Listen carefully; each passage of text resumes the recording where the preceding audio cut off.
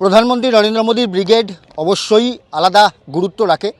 তার কারণ সামনেই 2026 বিধানসভা নির্বাচন এবং সেই নির্বাচনের আগে সার্বিকভাবে প্রধানমন্ত্রী নরেন্দ্র মোদী কী বার্তা দেন সেদিকেও যেরকম নজর থাকবে। এবং অত্যন্ত উল্লেখযোগ্য বিষয় সেটা হচ্ছে প্রধানমন্ত্রী নরেন্দ্র মোদী এখানে ব্রিগেডে সভামঞ্চে ভাষণ দেওয়ার আগে বেশ কিছু যোগদান পর্ব হবে, এমনটাই কিন্তু সূত্র মারফত জানতে পারা যাচ্ছে। মূলত রাজ্যের এক প্রাক্তন মন্ত্রী অর্থাৎ তার যোগদান করার কথা রয়েছে। এছাড়াও কংগ্রেসের একজন কাউন্সিলর, সিটিং কাউন্সিলর, তিনি কিন্তু যোগদান করতে পারেন, এমনটাও সূত্রের খবর। এছাড়াও উত্তরবঙ্গের একজন গুরুত্বপূর্ণ মোর্চা নেতা তারও কিন্তু যোগদান করার সম্ভাবনা রয়েছে এই ব্রিগেড প্যারেড গ্রাউন্ড থেকে, এমনটাই সূত্র মারফত জানতে পারা যাচ্ছে। আমাদের এডিটর রয়েছেন, অর্থাৎ এই সময় লাইভের এডিটর শিলাদিত্য কর রয়েছে, আমি প্রীতিশ বন্দ্যোপাধ্যায় রয়েছে। এই বিষয় নিয়ে আলোচনা করবো। শিলাদা, যেটা খবর যে উত্তরবঙ্গ থেকে একজন গুরুত্বপূর্ণ মোর্চা নেতা তিনি কিন্তু যোগদান করতে পারছেন, কি তথ্য রয়েছে আপনার কাছে? এখনো পর্যন্ত প্রীতিশ নামগুলো যদি বলতে বলো বলে দেওয়াই যায়, কিন্তু একটু বোধহয় অপেক্ষা করলে ভালো হয়। একেবারে ঘোষণা মঞ্চ থেকে এবং তারপর সেই জয়নিংগুলো আমরা দেখব, সুতরাং সেই অপেক্ষাটা একটুখানি করলে ভালো হয়। সিগনিফিকেন্ট বিষয় তোমার প্রশ্নের উত্তরে উত্তরবঙ্গ বিজেপির অত্যন্ত গুরুত্বপূর্ণ ঘাঁটি, বলার অপেক্ষা রাখে না এই মুহূর্তে। অ্যাটলিস্ট সেই জায়গায় যদি আমরা চা বাগানের ভোটকে কেন্দ্র করে লক্ষ্য করি, আইএনটিটিইউসির দায়িত্ব যবে থেকে ঋতব্রত বন্দ্যোপাধ্যায় পেলেন তবে থেকে তিনি কনসেন্ট্রেট করলেন চা বাগানকে কেন্দ্র করে। লক্ষ্য একটাই, 2026 বিধানসভা নির্বাচনে চা বাগান এবং উত্তরবঙ্গের ভোটকে কনসলিডেট করা তৃণমূল কংগ্রেসের নিরিখে। বিজেপি কিন্তু তার অবস্থানকে স্পষ্ট রেখে গোর্খা ভাষাভাষী লোকেদের, দার্জিলিংকে কেন্দ্র করে, উত্তরবঙ্গকে কেন্দ্র করে, সেই ইস্যুগুলোকে কেন্দ্র করে তারা যাতে লক্ষ্য করতে পারে এবং সেই জায়গায় বিজেপিকে নিয়ে আসাটা খুব গুরুত্বপূর্ণ। একটা পার্ট, একটা জোন বিজেপি প্রথম থেকে ভাগ করেছিল।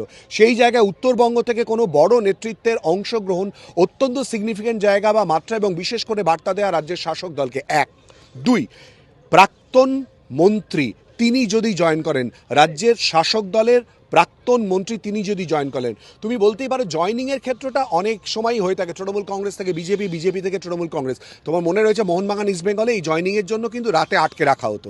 মানে আমি সেই প্রসঙ্গের মধ্যে ঢুকছি না, আমি জাস্ট জোকস অ্যাপার্ট বললাম। রাজনীতিতে হয়তো এই কথার প্রসঙ্গ তুলনাই আসে না, কোনোভাবেই তুলনা আসে না। হয়তো যারা রাজনৈতিক বিজ্ঞ তারা আমাকে মার্জনা করলে ভালো হয়, কিন্তু সেই জায়গা থেকে এই দলবদলটা পশ্চিমবঙ্গের রাজনীতিতে এখন খুব গুরুত্বপূর্ণ অধ্যায় হয়ে দাঁড়িয়েছে, বা হবেই, এটা আমরা ধরে নিচ্ছি। কিন্তু রাজ্যের প্রাক্তন মন্ত্রী জয়েন করা মানে সেখান থেকেও বিজেপি একটা বার্তা দিচ্ছে। এবং এই জায়গা থেকে মূলত আর কে জয়েন করে, কংগ্রেস এই মুহূর্তে পশ্চিমবঙ্গে যথেষ্ট তলানিতে রয়েছে। সেই জায়গায় কংগ্রেস, এমনকি বামের কথা তুমি বলতে চাইলে, বামের কথা, বাম থেকে রামে ভোট ট্রান্সফার, এই কথা সাংবাদিকরা দীর্ঘদিন বারবার করে বলেছে।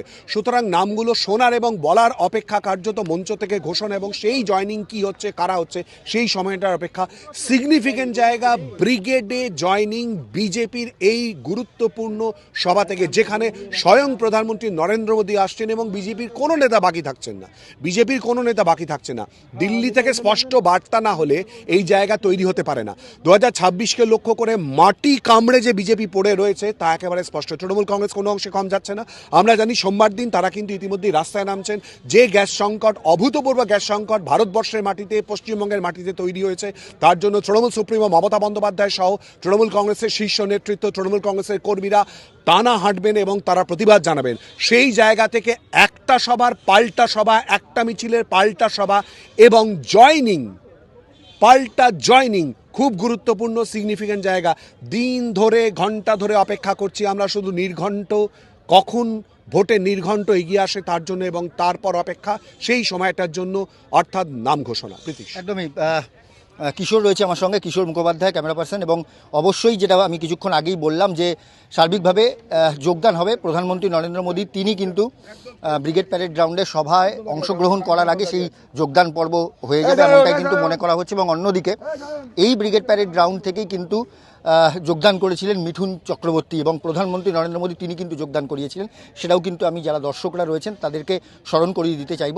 তবে আপাতত আমি প্রীতিশ বন্দ্যোপাধ্যায় এবং আমার ক্যামেরা পার্সন কিশোর মুখোপাধ্যায় ছিলেন, এবং অবশ্যই আমাদের এই সময় লাইভের এডিটর শিলাদিত্য কর তিনিও ছিলেন। আপাতত আমি বিদায় নিচ্ছি এবং পরবর্তী সমস্ত খবরের আপডেট দেখার জন্য এই সময় লাইভে চোখ রাখুন।